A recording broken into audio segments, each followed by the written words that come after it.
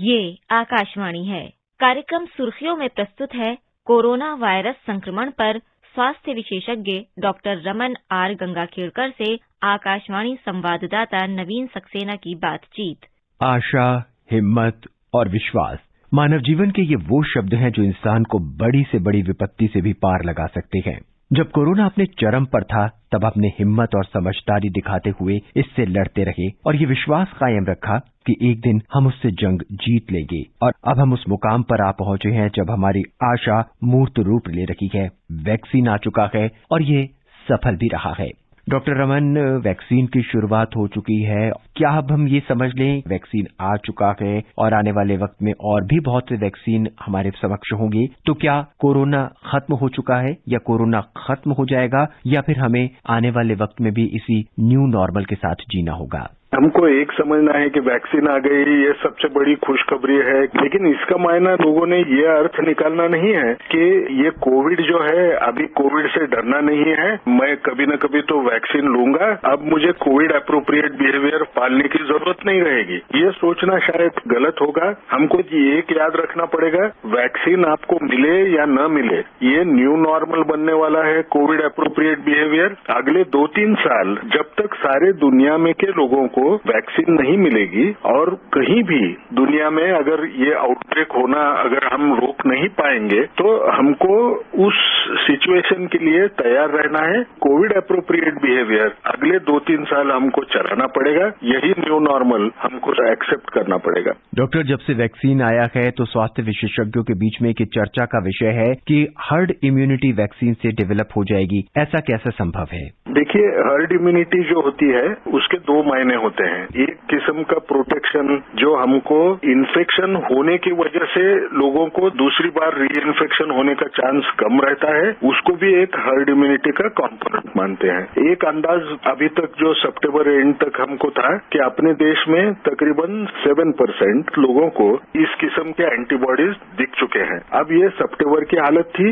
ये शायद अगर हम ऐसे समझे कि जनवरी में, दिसंबर में और एक सर्वे हुआ है लेकिन उसकी टेस्टिंग अभी भी चालू है, लेकिन हम ऐसे समझे कि सितंबर और दिसंबर में वो संख्या 2.5 या 3 गुना बढ़ गई, तो इसका मायना क्या होगा? 20-21% लोगों को शायद ये ऑलरेडी इन्फेक्शन हो चुका होगा और उनके शरीर में प्रतिकार शक्ति जागृत हो गई होगी। लेकिन ये जो संख्या है कि जिसमें हमको हर्ड इम्यूनिटी जो बोलते हैं वो आने के लिए हमको कम से कम 70 से 80% लोगों के शरीर में ये एंटीबॉडीज तैयार हुए देखना जरूरी बनेगा। लेकिन अब ये 70 से 80% की जो फिगर हमको लाना है उसमें हमको ये वैक्सीन का भी उतना ही इस्तेमाल करना जरूरी पड़ेगा, क्योंकि वैक्सीन देने से भी वो हर्ड इम्यूनिटी यानी ज्यादातर लोगों में जिनको वैक्सीन मिला है उनके शरीर में ये एंटीबॉडीज तैयार हुए रहेंगे और ये दोनों मिला के जिनको नेचुरल इन्फेक्शन हुआ है और जिनको वैक्सीन मिलके उनके शरीर में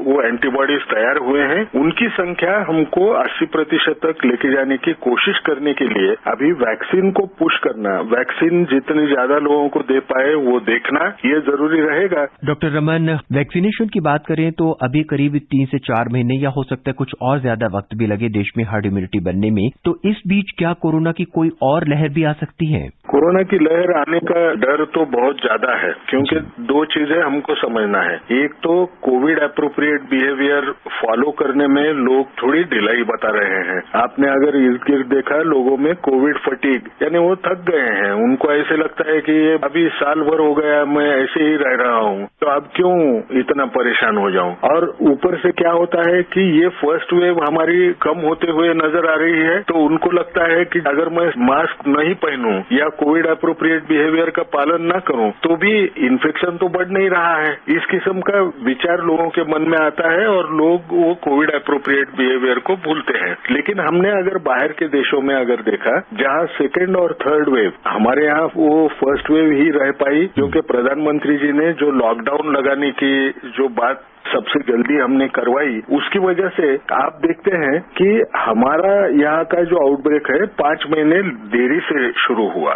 अब हमारे यहाँ 5 महीने देरी से शुरू होने से फर्स्ट वेव ही अभी खत्म हो रही है, लेकिन बाकी देशों में सेकेंड और थर्ड वेव दिख रही है। अब सेकेंड और थर्ड वेव में सबसे बुरा क्या है कि इतने तेजी से नंबर बढ़ते हैं जिनको इन्फेक्शन हो रहा है सेकेंड और थर्ड वेव में, और ये नंबर इतने बढ़ रहे हैं कि उनको हॉस्पिटल में पेशेंट रखने के लिए जगह नहीं है। हमको अगर ऐसी हालत आ गई तो हमको याद रखना पड़ेगा कि हमारी पॉपुलेशन जो है वो 135-138 करोड़ के नजदीक है। बाकी जो देश हैं उनकी लोक संख्या भी उतनी ही कम है। फिर भी अगर उनको दिक्कत आती है तो हमको क्या दिक्कत होगी, ये हमको सोचना पड़ेगा। इसलिए कोविड एप्रोप्रिएट बिहेवियर, इसको प्लीज मत भूलिए, ये चालू रखना पड़ेगा। और सबसे बड़ी बात, जो भी लोग ये प्रायोरिटी ग्रुप्स में गिरते हैं वो लोगों ने वैक्सीन लेने की कोशिश करना, वैक्सीन लेने का सोच रखना, ये बहुत जरूरी रहेगा। जो भी समाज में जो रूमर्स फैल रहे हैं, अफवाहें जो फैलती है, उनके ऊपर विश्वास मत रखना। हमको अपने आप को बचाना है, अपने समाज में ये बीमारी फैलने से, अपने जो फैमिली होती है उसमें फैलने से हमको रोक लगाने की बहुत जरूरत है। डॉक्टर रमन, अभी प्रायोरिटी ग्रुप के जितने भी लोग हैं उनको वैक्सीन लग रहा है। अब परिवार में अगर किसी एक व्यक्ति को वैक्सीन लग गया है तो क्या पूरे परिवार को भी वैक्सीन लगाने की जरूरत पड़ेगी या नहीं? बिल्कुल पड़ेगी। देखिए, एक इंसान को सिर्फ वैक्सीन लगना, इसका मायना क्या होगा? क्या वो एक ही इंसान घर के बाहर जा पाएगा? घर में के दूसरे लोग भी जाएंगे। और हमको जो बीमारी लगने का डर जो होता है वो सिर्फ अपने एक इंसान के ऊपर नहीं होता है, उसको जो सामने वाला जो इंसान है जिसको बीमारी है या नहीं है ये पहचानने नहीं आता है, वो बीमारी अपने घर वाले लोगों को भी दे पाएगा। तो हमको ये समझना पड़ेगा कि वैक्सीन सिर्फ एक ने लगाने से होना नहीं है। अगर समझ लीजिए कोई ऐसी फैमिली है जिसमें 2 लोग 50 साल के ऊपर के उम्र के हैं तो दोनों को लगना है, लेकिन उनके साथ में और जो लोग रहते हैं उनको भी लगने के लिए सरकार पूरे प्रयास करेगी। जब ये 30 करोड़ लोगों को जब वैक्सीन दी जाएगी तो उसके बाद में सरकार तो इसी समय ये देख रही है कि और वैक्सीन के डोज मिलते हैं क्या। जैसे उपलब्ध हो जाएंगे वो रोल आउट भी हमारा शुरू हो जाएगा, ऐसे एक अंदाज है। डॉक्टर, जो व्यक्ति कोरोना से ठीक हो चुके हैं या उनमें एंटीबॉडीज डेवलप हो चुकी है, क्या ऐसे व्यक्तियों को भी वैक्सीनेशन की जरूरत पड़ेगी? देखिए, ये तो आज के तौर पे जो ज्ञान है ये बीमारी के बारे में एक पता चलता है कि जो कोविड हुए वाले लोग हैं उनमें की प्रतिकार शक्ति काफी समय के बाद में कम होने का डर होता है। लेकिन आप जब किसी को वैक्सीन देते हैं तो वैक्सीन देने के बाद में वो जो प्रतिकार शक्ति है वो लंबे समय तक अच्छे ढंग से काम करती है। अगर ऐसी हालत है तो किसी को कोविड हुआ है उसको फिर एक बार जब कभी कोविड का एक्सपोजर होगा तो उसको वो बीमारी न लगना, इसके लिए वो लोगों ने कोविड की वैक्सीन लेना ये बहुत जरूरी बनेगा। इसका मायना सिंपल भाषा में एक ही बोलता हूँ, आपने ये सोचना नहीं है मुझे कोविड हुआ था या नहीं हुआ था, लेकिन आप अगर वो पहला जो प्रायोरिटी ग्रुप है उसमें अगर हम गिरते हैं तो हमको जो वैक्सीन मिल रही है वो लेना हमारे लिए अच्छा रहेगा। डॉक्टर, दिव्यांग लोगों को इसके अंदर रजिस्टर कराने का क्या प्रोसेस है? ये जो प्रोसेस रहेगा, आप अगर 50 साल के ऊपर के उम्र या जिसको डायबिटीज, ब्लड प्रेशर या कोई बड़ी बीमारी नहीं है तो आपको वो तो बाद में ओपन हो जाएगा रजिस्ट्रेशन का प्रोसेस। अगर आप उस 50 साल के ऊपर के ग्रुप में या जो डायबिटीज, हाइपरटेंशन वाले मरीजों के ग्रुप में अगर आज बैठते हैं तो आपको ये प्रोसेस में जाने के लिए पहले जो 2 ग्रुप खत्म होने के बाद में जो हेल्थ वर्कर्स है या फ्रंटलाइन वर्कर्स है उनके बाद में दूसरे लोगों को जाने के लिए जो लिस्ट बन रही है वो कोविन ऐप में रजिस्टर करना ये जरूरी बनेगा। आप उसमें अगर रजिस्टर करते हैं तो जब भी समय आएगा आपको उसी वक्त आपको SMS आएगा कि आपको कहाँ जाना है, कौन से दिन आपको वैक्सीन मिलने वाली है और कितने बजे मिलने वाली है। डॉक्टर रमन, इस कार्यक्रम में आने के लिए आपका बहुत बहुत शुक्रिया। धन्यवाद।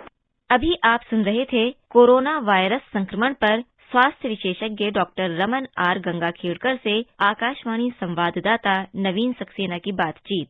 ये कार्यक्रम आकाशवाणी के समाचार सेवा प्रभाग द्वारा प्रस्तुत किया गया। इसे आप हमारे mobile app news on AIR पर भी सुन सकते हैं। इस कार्यक्रम के संबंध में अपनी प्रतिक्रिया आप हमें ईमेल कर सकते हैं। पता है airnsgtalks@gmail.com। ये कार्यक्रम फिर से सुनने के लिए लॉग ऑन करें हमारी वेबसाइट newsonair.com।